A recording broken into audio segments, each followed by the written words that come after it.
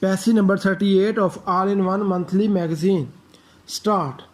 So moto actions taken by the superior courts in the past few years have both enthralled the general public and kept the activist judiciary active. Full stop. A suo moto action is when, instead of parties bringing a case or controversy to the courts, the court takes cognizance of it itself and commences proceedings. Full stop. While courts in Pakistan certainly do have the power to initiate suo moto actions, it is not an unbridled power. Full stop.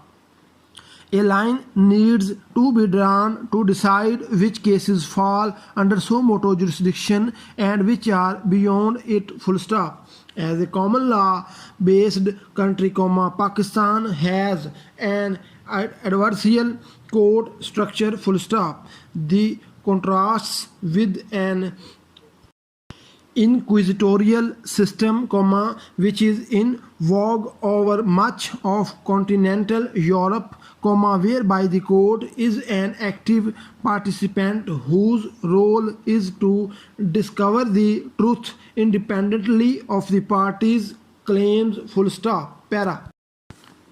A perusal of suo moto actions shows that the courts are drifting beyond the interpretation of law as is their strict constitutional limit. Full stop. A large number of suo moto actions came in for criticism from many quarters for complicating the administrative functions as well as creating unpredictability. Full stop. Suo moto actions take place all over the common law world. Full stop. This has been called by one observer as a unique feature of the post-1947 jurisprudence in South Asia, although the Nigerian Supreme Court held that it, too, had the power to exercise suo moto jurisdiction. Full stop. Bangladeshi courts also have such a power, although their usage of it has been far less than elsewhere in South Asia. Full stop. In other parts of the Commonwealth, the situation is quite different. Full stop. In Canada, the courts of various provinces are forbidden from taking such notice unless expressly permitted by a statute, with which delineates the scope and extent of the power. Full stop. Furthermore, there is no recently reported case where an action was taken without a formal petition having been filed. Full stop.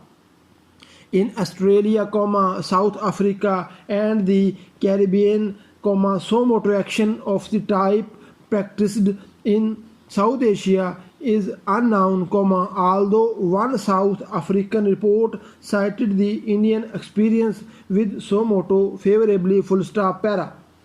In the United States, the Constitution, by virtue of Article 3, Section 2, Clause 1, allows the courts to take cognizance of a case only if there is a case or controversy involved. Full stop. This has been interpreted to mean that the US judiciary will not take up cases which are theoretical, unripe, advisory, or where the matter has become moot. Full stop. The Indian courts, having long taken the lead in suo moto cases, both in number and in scope. Full stop. It can be argued that such restraint is possible only in a mature democracy where the rule of law is accepted and there is public confidence in the abilities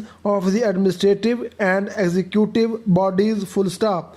In less developed countries, such as those in South Asia, such splendid isolation is untenable. Full stop. It is certainly true that South Asian countries have a far lower rate of human development and institutional integrity than those in the West. Full stop. Yet, it would be true to say that democratic institutions require time to mature. Full stop. In a democracy, almost all lawmaking involves compromises, and it is unlikely that the institutions can in fact mature if they are constantly undercut by the judicial organs of the state. Full stop. So motto, for better or for worse, is here to stay. Full stop.